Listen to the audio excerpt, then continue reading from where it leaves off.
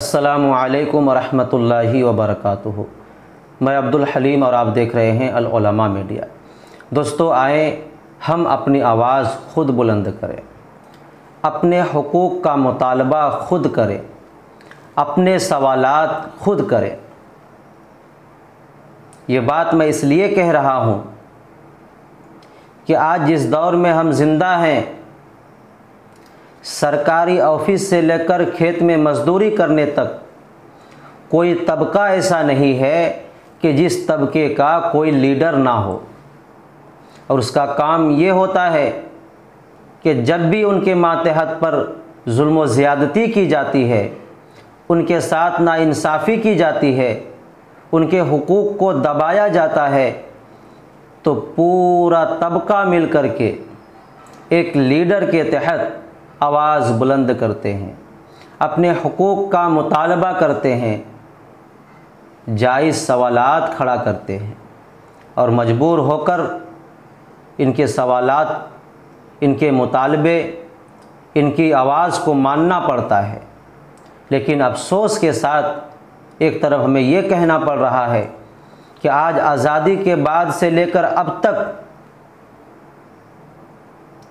उलमाए किराम का एक बड़ा तबका, जो लाखों मस्जिदों के इमाम हैं, लाखों मस्जिदों की खिदमत कर रहे हैं, लोगों को नमाज़ पढ़ा रहे हैं, बच्चों को दीन की तालीम दे रहे हैं और उम्मत की दीनी प्यास को बुझा रहे हैं, इसका कोई एक लीडर नहीं है। आज हम काम तो कर रहे हैं, किसी लीडर के तहत काम नहीं कर रहे हैं, जिसका नुकसान आज हमें ये हो रहा है। आए दिन हम देखते रहते हैं कि इमाम साहब को छोटी छोटी बातों पर मस्जिद से माज़ूल कर दिया जाता है, उसे निकाल दिया जाता है। 10 साल 15 साल खिदमत के बाद इमाम साहब को सिर्फ ये कहकर निकाल देते हैं कि महल्ले वाले आपसे खुश नहीं हैं। इमाम को सिर्फ इसलिए निकाल दिया जाता है कि अब आप सही वक्त पर मस्जिद में हाजिर नहीं होते हैं। इमाम साहब को सिर्फ इसलिए निकाल दिया जाता है कि अब आप बहुत कमा रहे हैं। ये छोटी छोटी बातों को निशाना बनाकर आज मस्जिद से निकाल देते हैं। हम निकल जाते हैं और निकलने के बाद हमारा दर्द ना तो कोई महसूस करता है, ना कोई हमारी बातों को सुनता है और ना कोई हमारे लिए आवाज़ को बुलंद करते हैं, हमारे लिए मस्जिद कमेटी से सवाल करते हैं, हमारे हुकूक़ के लिए मुतालबा करते हैं। हमारा कोई पुरसान हाल नहीं होता है। लावारिस बच्चे की तरह हम यहाँ से वहाँ, वहाँ से यहाँ, इस मस्जिद से वो मस्जिद, एक मस्जिद से दूसरी मस्जिद, तीसरी मस्जिद, और फिर जब समझ में ना आए तो किसी कंपनी का रुख कर लेते हैं, इस लाइन को छोड़ ही देते हैं। ये सब इसलिए होता है कि आज हमारे लिए कोई आवाज़ बुलंद नहीं कर रहा, हमारे लिए कोई हक़ का मुतालबा नहीं कर रहे हैं। इसका मतलब ये नहीं है कि मुसलमानों की कोई तंजीम नहीं है, उलमा की कोई तंजीम नहीं है। मुसलमानों की कई तंजीमें हैं, उलमा की कई तंजीमें हैं, आप हमसे बेहतर ख़ुद जानते हैं। लेकिन मैं इन तंजीमों की बात नहीं कर रहा हूँ, मैं उन तंजीमों की बात कर रहा हूँ जो ज़मीनी सतह पर अमली जामा पहनाने वाला हो। इस तरह की तंजीम आज नहीं है, जिसका नतीजा, जिसका नुकसान आज हमें भुगतना पड़ रहा है। इसलिए दोस्तों, आज ज़रूरत इस बात की है कि हम किसी तंजीम की तरफ अपनी निगाह को ना उठा कर देखें। किसी से हम उम्मीद मत रखें कि वो हमारे लिए आवाज़ बुलंद करेंगे, वो हमारे सवाल को खड़ा करेंगे, वो हमारे लिए लड़ेंगे। ये उम्मीद बिल्कुल दिल से निकाल दीजिए। अगर आपको मस्जिद में रहना है, आपको इमामत करना है या नहीं करना है, पहले आप डिसाइड कीजिए। अगर आप मस्जिद में रहना चाहते हैं, आप ये डिसाइड करते हैं, तो इसके लिए आपको खुद अपनी आवाज़ बुलंद करना पड़ेगा। वो इस तरह कि आप जिस मस्जिद में भी काम कर रहे हैं, उस मस्जिद कमेटी वालों से मुतालबा करें कि मुझे 15,000 से कम में काम नहीं करना है, मुझे 15,000 तनख्वाह चाहिए, 3 टाइम का खाना चाहिए, रहाइश गाह चाहिए। ये हमारा बुनियादी मुतालबा होना चाहिए।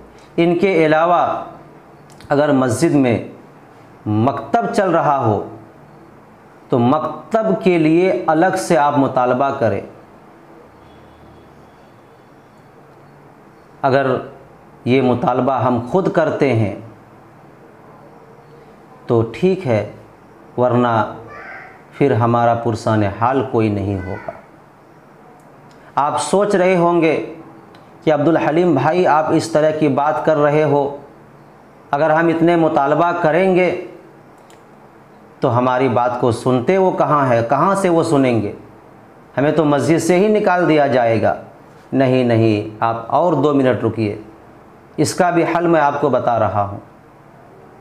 इसके लिए सिर्फ आपको कोशिश नहीं करनी है, बल्कि इस बात को हर उलमा, हर इमाम अपने दिल में तहैया कर ले, अपने ऊपर लाजिम पकड़ ले कि मैं जिस मस्जिद में भी जाऊंगा तो मैं उस मस्जिद कमेटी वालों से यही मुतालबा करूंगा कि मुझे 15,000 तनख्वाह चाहिए, 3 वक्त का खाना चाहिए, रहाइश गाह चाहिए, अगर मकतब पढ़ाऊंगा तो मकतब का अलग से चाहिए, और तनख्वाह इतने टाइम पे मुझे चाहिए। अगर ये मुतालबा आप कर रहे हैं तो फिर आपको नुकसान नहीं है, क्योंकि हमारी बात कब नहीं सुनी जाती है।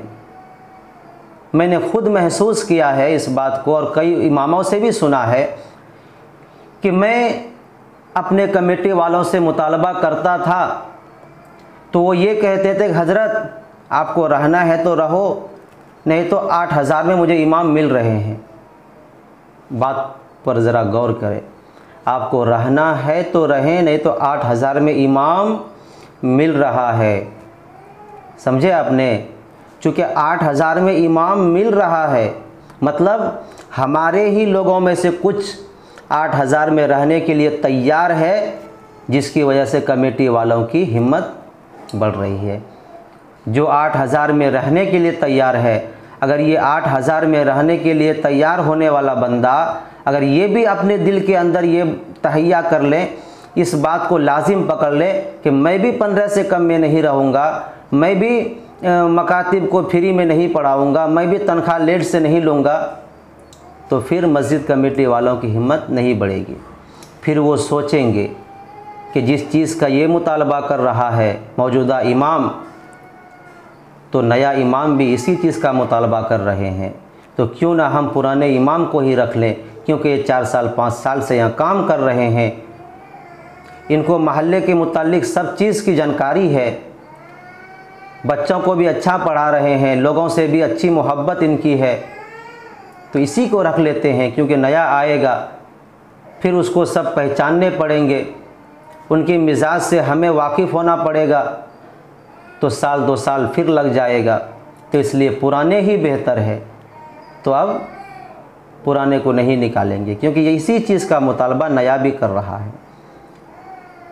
सारा मामला यहीं पर हल हो जाता है दोस्तों, कि जब हम सब इस बात का तहैया कर लें कि हमें इतने में रहना है, ऐसे ऐसे रहना है, साल में छुट्टी भी मुझे 1 महीने की चाहिए।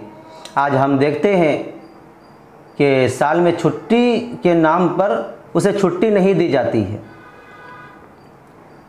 कई इमाम हैं जो जब घर जाते हैं 1 महीने की छुट्टी पे, तो एक इमाम को आर्जी तौर पर रख कर जाते हैं।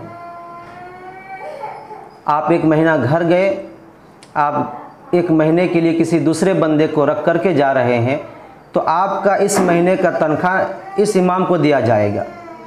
आप जब घर से आएंगे फिर उसके बाद आपको तनख्वाह मिलेगी। मतलब ये 1 महीने की छुट्टी कहाँ हुई? छुट्टी का मतलब ये है कि साल में 1 महीना का छुट्टी मुझे चाहिए, इस तरह कि मैं अगर किसी बंदे को रख कर जाऊँगा तो उसकी तनख्वाह आप देंगे, लेकिन 1 महीने छुट्टी की तनख्वाह भी आप मुझे देंगे, साल में बोनस मुझे देंगे। इस तरह की छुट्टी होनी चाहिए। ये कोई छुट्टी नहीं है कि आप साल में 1 महीने के लिए घर गए, किसी को रख दिए, आपका ये तनख्वाह उसको दे दिया और आप खुश फिर रहे हैं कि मुझे साल में 1 महीने की छुट्टी दी जाती है। ये छुट्टी नहीं है। छुट्टी के नाम पर आपके साथ खिलवाड़ हो रहा है। आपको भी ये बात समझना पड़ेगा। तो इसलिए अगर सब इमाम ये तहैया कर लेता है, ये फैसला कर लेता है कि मुझे इस तरीके से काम करना है, तो किसी कमेटी के अंदर ये हिम्मत नहीं आ सकती है कि वो किसी इमाम को सिर्फ इसलिए हटाएं कि मुझे 8,000 में इमाम मिल रहा है। हम मिल जाते हैं तभी वो हटाते हैं, जब तक हम नहीं मिलते हैं तो वो नहीं हटाएंगे। इसलिए अगर आपको ये बात पसंद आई हो तो आप वीडियो को लाइक करें, अपना प्यारा सा एक कमेंट करके मुझे साबित करें कि आप मेरी बातों से इत्तेफाक रखते हैं, और इस वीडियो को शेयर लाजमी करें। और इस तरह की वीडियो देखने के लिए चैनल से भी जुड़ जाइए। इंशाअल्लाह फिर एक वीडियो में आपसे मुलाकात होगी। अस्सलामु अलैकुम व रहमतुल्लाहि व बरकातुहू।